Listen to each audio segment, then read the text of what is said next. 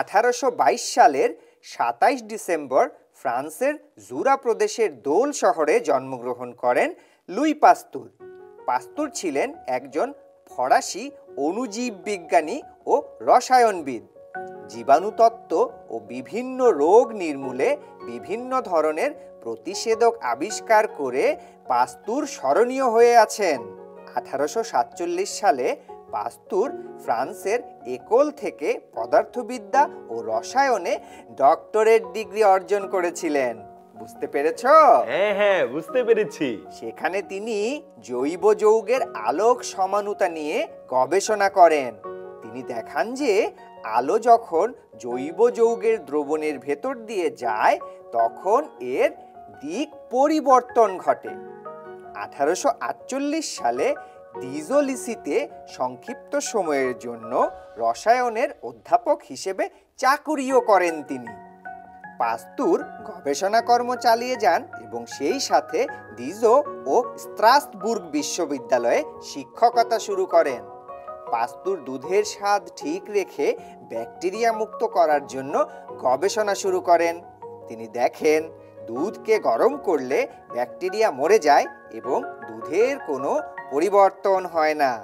পাস্তুরের এই পদ্ধতি বিশ্বব্যাপী এখন ব্যাপকভাবে সমাদৃত ও ব্যবহার হচ্ছে।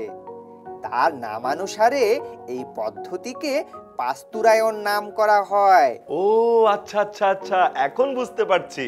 হ্যাঁ, ওই যে আমরা দোকানে দুধের প্যাকেট পাই, তরল দুধ, ওখানে লেখা থাকে পাস্তুরিত তরল দুধ। আমি দেখেছি। খুব ভালো।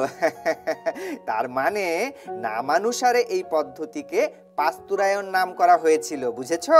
হ্যাঁ, বুঝতে পেরেছি। তৎকালীন সময়ে অনেকে ধারণা করতেন ব্যাকটেরিয়া নির্জীব বস্তু থেকে আপনা আপনি সৃষ্টি হয়।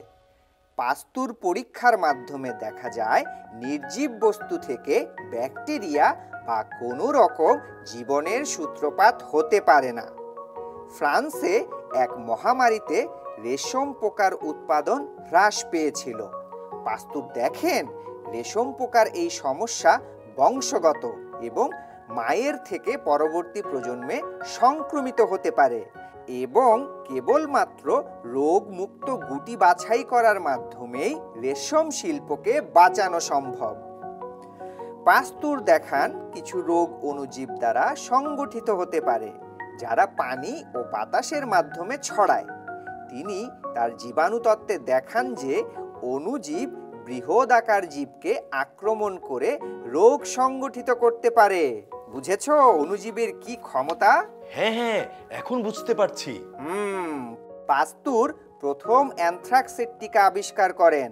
তিনি গবেষণার মাধ্যমে বুঝতে পারেন গৃহপালিত পশুতে ভ্যাসিলি অ্যানথ্রাক্সের আক্রমণেই অ্যানথ্রাক্স হয়।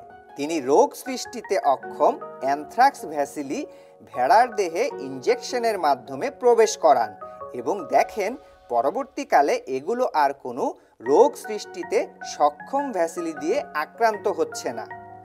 অ্যানথ্রাক্স প্রতিরোধ আবিষ্কারের পর পাস্তুর অন্যান্য রোগের প্রতিরোধের জন্য গবেষণা শুরু করেন।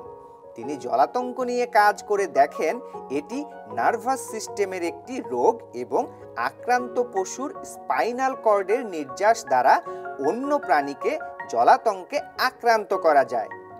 এই পদ্ধতিতে তিনি রোগ প্রতিরোধে অক্ষম জলাতঙ্ক ভাইরাস উৎপাদন করেন যা জলাতঙ্কের টিকা হিসেবে ব্যবহার করা সম্ভব। বাহ, দারুণ একটা তথ্য জানলাম। আচ্ছা, জলাতঙ্ক রোগের টিকা তো আমাদের জন্য খুব গুরুত্বপূর্ণ টিকা।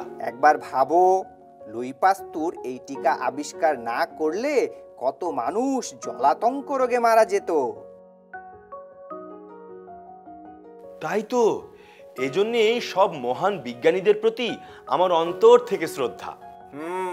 আমাদের সবারই উচিত মহান এই বিজ্ঞানীদেরকে শ্রদ্ধা জানানো।